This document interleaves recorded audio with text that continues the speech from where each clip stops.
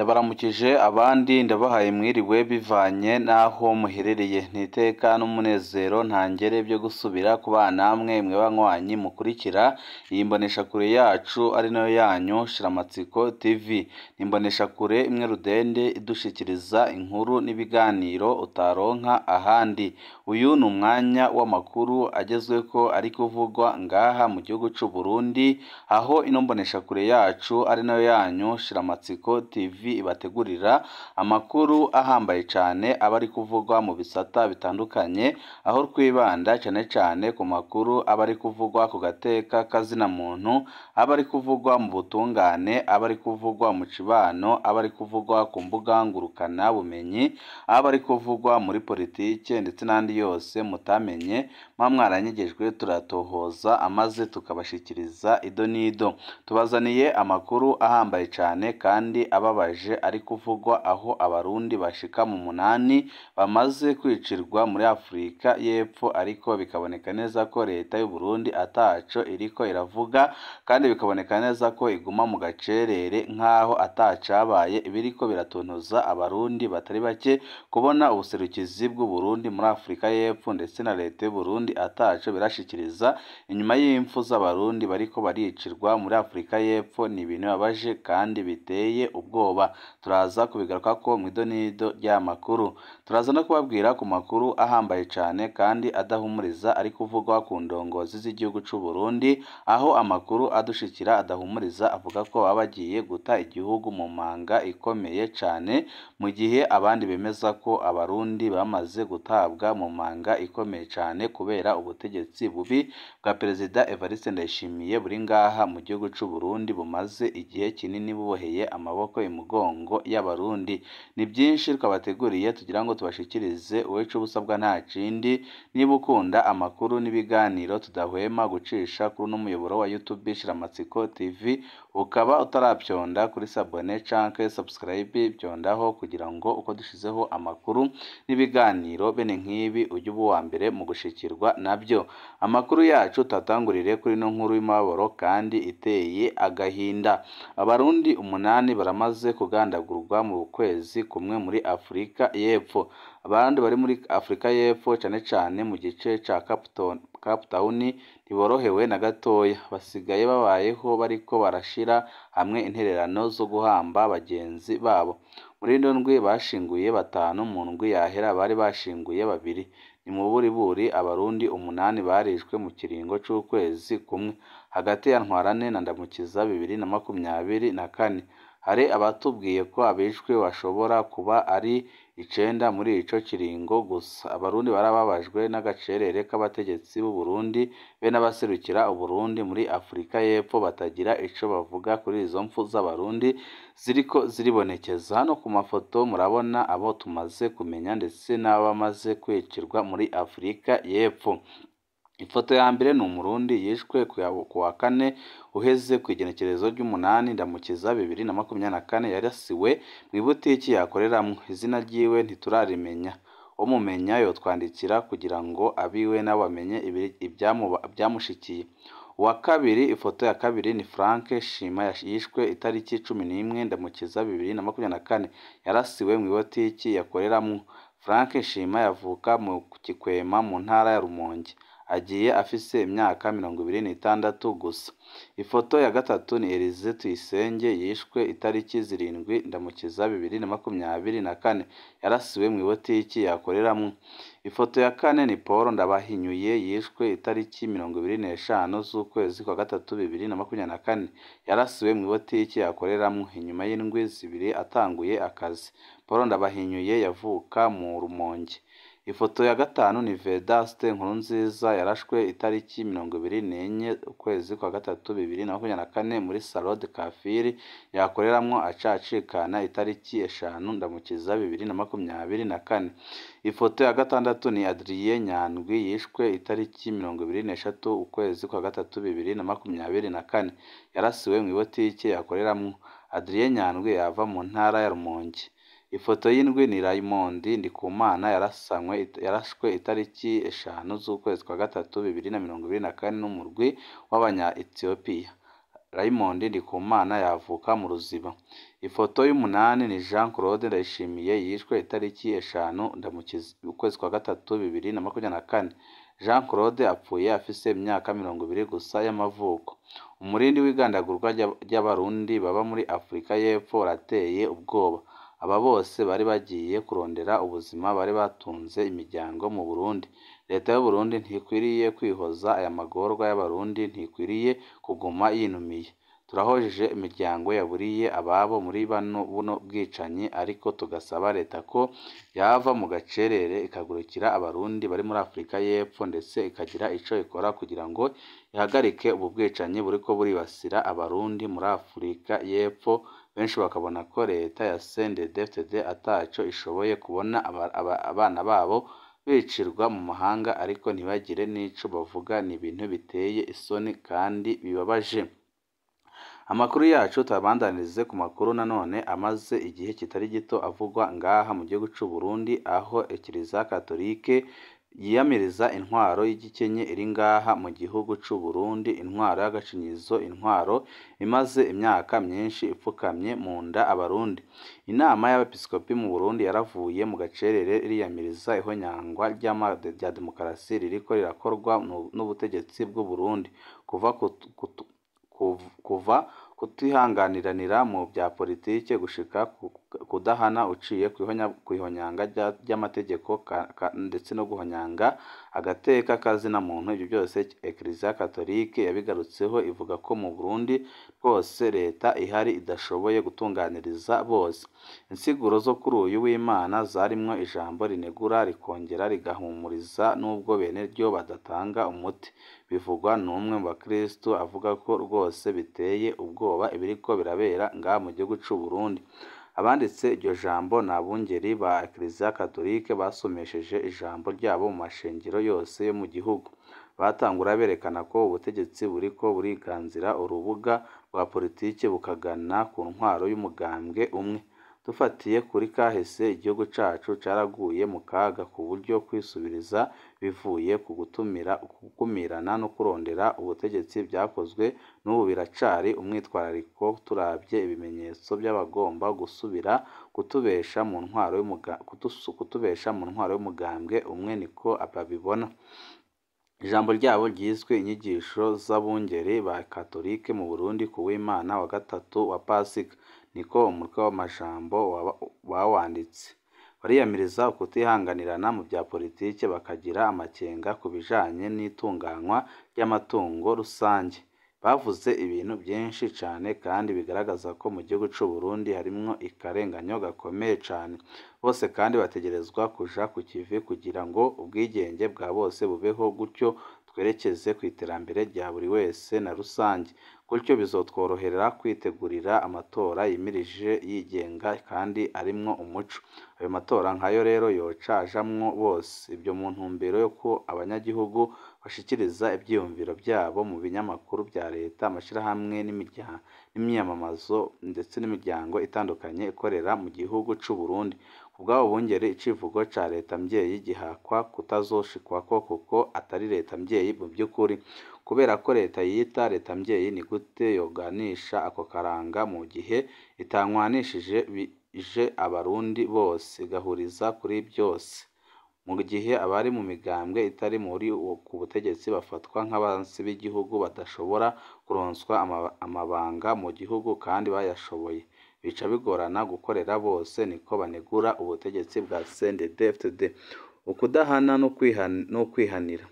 Muri iryo tangazo, abungeri ba Ekiriziya Katolike y'u Burundi berekana ko barajwe inshinga n'ukuntu igisata c'ubutungane gikora. Indongozi z'igihugu cacu duhereye ku mukuru w'igihugu ntizisiba kwibutsa ubudasiba no kwiyamiriza ingaruka z'ukudahana. Uko kudahana kwiganza mu kibano, niko abanyagihugu batakaza ivyizigiro ku butungane, bagahakwa no kwihebura. Kwihanira no gukora amabi, niko babibona. Ku bwabo hari abakozi bo mu gisata c'ubutungane berekana amakenga ku mutekano wabo bivuye kuri bamwe mu bategetsi babategeka guhonyanga amategeko aho kuyagwanira, kandi bakabategeka gukora icyo bashaka. Ikibazo c'ubutungane kiranaraba kandi ibyo gutanga akazi muri leta. hari imyidogo idushikira ivuye mu bantu batandukanye ivuga ko ubu mu kuja mu bibanza by'akazi hatarabwa ubumenyi canke ibyo umuntu ashoboye ariko ko harabwa umugambwe umuntu arimwo gusa uri ku butegetsi canke ko umuntu ashoboye gutanga ibiturire niko bagaragaza umubabaro. Ni nkenerwa ko indongozi hamwe n'abakozi bo mu gisata c'ubutungane ku ngero zose bakora bitanga mu ntumbero y'uko umunyagihugu wese w'umurundi yumva ko atekaniwe, ko uwurenganijwe wese yumva ko atunganirijwe akanaba mu mahoro no mu bihe no mu vyiwe. Niko yongerako akavuga ko abarundi babayeho mu bwoba bukomeye cane. Babandanya basigura bati nk'uko twabivuze ukudahana icaha kiba cakozwe bituma haba inzigo mu mitima y'abantu, bigatuma haba akajagari n'intambara mu gihugu, aho nyine bavuga ko intambara ishobora kwaduka mu bene gihugu. Abungere baratabariza abantu. Abungere ba Eklezia Katolike y'u Burundi bamenyesha ko umutekano ari itunga ntagereranywa rya buri muntu wese, ariko ko muri iyi minsi uriko urahungabanywa muri iyi minsi. Kubona mu gihugu cacu hari abantu bicwa bunyamaswa canke bakanyuruzwa, abandi bakaburwa irengero ku mvo za politike canke ku zindi mvo mbi, birateye ubwoba. Nubwo umuntu yofatwa n'inzego zibijejwe, ubutungane butegerezwa gukorwa bwubahirije amategeko ku buryo umuntu ufungirwa mu kibanza kizwi kandi abaryango biwe bategerezwa gushikamwo. Niko bamenyesha kandi bakavuga ko ibi byose leta ya CNDD-FDD yabihanyanze. Mw'ishengero rya Katolike umutekano utegerezwa gucungerwa n'inzego zijejwe umutekano, ariko si abasivile bitwaje ibigwanisho. Gucungera umutekano mu nyabune biguma ari nkenerwa mu gihugu. Nubwo biri uko, inzego z'umutekano ni ukwivuna abansi nizo zitegerezwa kuba amaso gusumba mu ntumbero yo gukingira abanyagihugu n'ibyabo. Niko batangaza. Ibyumviro bitandukanye kuri iryo jambo ry'abungeri. Amashirahamwe yigenga akorera mu Burundi ntahuza ibyumviro n'abo bungeri. Ubwayo igisata c'agateka kazina muntu cifashe neza kandi kiriko kigenda neza. Tugereranije kuraba uko byifashe ku bijanye n'urubuga rwa politike, tubona imigambwe ari myinshi. Nubwo hari ingorane zikiri mu mugambwe CNL, tubona ari uburongozi bubi butuma haba kwigabura muri uwo mugambwe. Bisigurwa na Gerard Hakizimana arongoye Forukoni F, aho avuga ibintu bitandukanye kandi biteye ubwoba. Ku bijanye no kutihanganiranira canke ku bijanye n'abatavuga rumwe n'ubutegetsi banyuruzwa, Gerard Hakizimana avuga ko bidateye ubwoba cane. Uko biri kose ntawavuga ko biteye ubwoba leta mu gihe umukuru w'igihugu ubwiwe adahengeshanya gukebura abacamanza no kurwanya ukudahana. Ikiduha icizere ni uko abahonyanga agateka kazina muntu bahanwa, harimwo n'abanywanyi b'umugambwe ku butegetsi.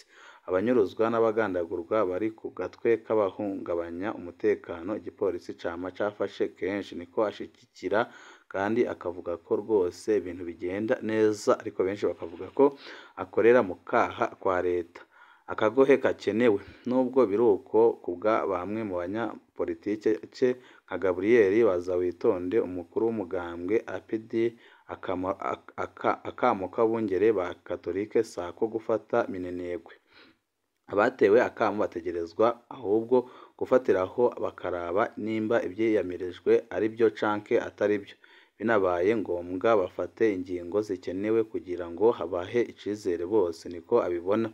Nk'akarorero, ubutegetsi bw'umugambwe bwitwa ko bushingiye kuri demokarasi ntibwategerezwa kwemera ko hari abahagarikwa agasakisaki mw'ijoro hahonyanzwe amategeko. Turafise uburorero bugaragara. Ikindi, ukubura no kuzimba kw'ibintu byankenerwa nk'amazi, umuyagankuba, ibitoro, amakara bituma ubuzima buzimba. Hakaba hakenewe ingingo zo gushira ku murongo ibintu. Niko bivugwa na Gabriel Banzawitonde imbere yo kwiyamiriza itegeko rigenga amatora kubwiwe rikumira. Bisigura ko abo bungeri ba Katolike bafise urufatiro mu byo bashikirije kandi ko bari mu kuri. Iryo jambo ry'abungeri ba Eklezia Katolike ryiyamirizwa rije ku bwabo bungeri gutegura urubuga rw'amatora akitekanye, ahurikiwemwo bose kandi arimwo umuco yonatanga ibivuye mu matora kandi bigakundwa kandi bikaba bihurijweho na bose, yaba leta canke umugambwe uri ku butegetsi ntibaragira ico bashikirije kuri iryo tangazo, bose bari mu gacerere gakomeye cane. Ibi byose ni ibibazo Eklezia Katolike yagaragaje biriko biraba ngaha mu gihugu c'u Burundi, ariko bikaboneka ko ibyo bagaragaje byose ari ukuri kuzuye, kuko mu gihugu c'u Burundi hariko harabamwo amabi ateye ubwoba kandi ababaje cane, aho benshi bemeza ko ibintu bigeze ahabi. Amakuru yacu tasozererese kuri no nkuru ya Ndondeza, aho Guillaume Gahungu amaze iminsi 3 atazwi irengero. Hari umunyagihugu wo muri komine Gihanga mu ntara ya Bubanza, Guillaume Gahungu amaze iminsi 3 atazwi irengero. Kuva kwa gatatu iheze mw'ijoro igenekereza rya 17 na Mukiza 2024, Guillaume yitavye umuntu atazwi boba bari bafise igikorwa bashaka gukorana. Umwe mu mbonerakure z'Igihanga yamujanye kw'ibarabara rya Bujumbura Rumugombo. Amakuru avuga ko Guillaume yoba yatwawe n'imodoka y'iperereza, kuva ubwo nta gakuru kiwe. Guillaume Gahungu ninde? Guillaume Gahungu yavutse mu mwaka w'1977 ku mugwa mukuru wa komine Gihanga mu ntara ya Bubanza. Guillaume akora kuri Itabi Gihanga, aho afise amabanga ajejwe. Mu bijanye na politike, Guillaume Gahungu yahoze mu mugambwe MRC wahoze urongowe n'umuhisi Colonel Epitasi Bayangana, kandi Guillaume Gahungu asanzwe ari umugenzi wa Alexandre Ngoragoze arongoye umugambwe CNDD-FDD mu ntara ya Bubanza. Basanzwe bahuriye mu ishirahamwe ry'umupira w'amaguru mu ntara ya Bubanza. Alexandre nk'umukuru w'ishirahamwe, Guillaume nk'ujejwe amahiganwa. Ubwo bugenzi ni nabwo bwabyaye ko Guillaume Gahungu yahavuye yinjira mu mugambwe CNDD-FDD. Guillaume arubatse, ni umuvyeyi w'abana 5. Umunsi wo ku wa gatatu uheze, Guillaume yawumaranye n'imbonerakure Munezero Nestor batazira Mbiki. Ibyashikiye Guillaume Gahungu ku wa gatatu ihweze, hari umuntu aboneka ko ashobora kuba abizi ko ikintu kinini. Nuwitwa Nestor Munezero batazira Mbiki yahoze arongoye imbonerakure muri ville ya kabiri Igihanga. Mbiki asanzwe akorera mu kibanda c'imiceri aho muri ville ya kabiri nyine. Umunsi wa gatatu iheze, Guillaume yawumaze ari kumwe na Mbiki. Mu gatondo bajanye mu nama ibubanza birigwayo, yoba yari inama ijanye n'ivyihiganwa ry'umupira w'amaguru mu ntara ya Bubanza. Batashe ku mugoroba, aho Mbike yakururutse ageze iwe muri ville ya kabiri, yahisemwo kubandanya hamwe na Guillaume ku mugwa mukuru wa Gihanga. Bageze Gihanga, Guillaume yaronse telefoni ya murumuna we yari atahanye umuvyeyi wabo Juvenal Gahungu, yari amaze iminsi agwariye i Bujumbura. Murumuna wa Guillaume yari afise imodoka ngufi, atinya kwinjira mw'ibarabara rya Gihanga ryuzuye amazi n'ibinogo. Aca ahamagara Guillaume amusaba kurondera iyindi modoka yomusanga kw'ibarabara rya kaburimbo, maze agatahana umuvyeyi wiwe.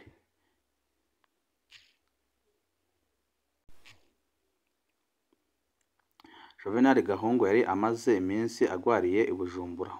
Murumuna we wa Guillaume yari afise imodoka ngufi, atinya kwinjira mw'ibarabara rya Gihanga ryuzuye amazi n'ibinogo. Aca ahamagara Guillaume amusaba kurondera iyindi modoka yamusanga mw'ibarabara rya kaburimbo, maze agatahana umuvyeyi wiwe. Guillaume yaronse imodoka y'uwitwa Biduna. Mu gihe bagiye gutora umuvyeyi wa Guillaume, Mbike yasabye kubaherekeza. Bamaze gutahana umuvyeyi, Guillaume na Mbike bagiye kwivuna inyota mu kabare ko ngaho ku mugwa mukuru wa Gihanga.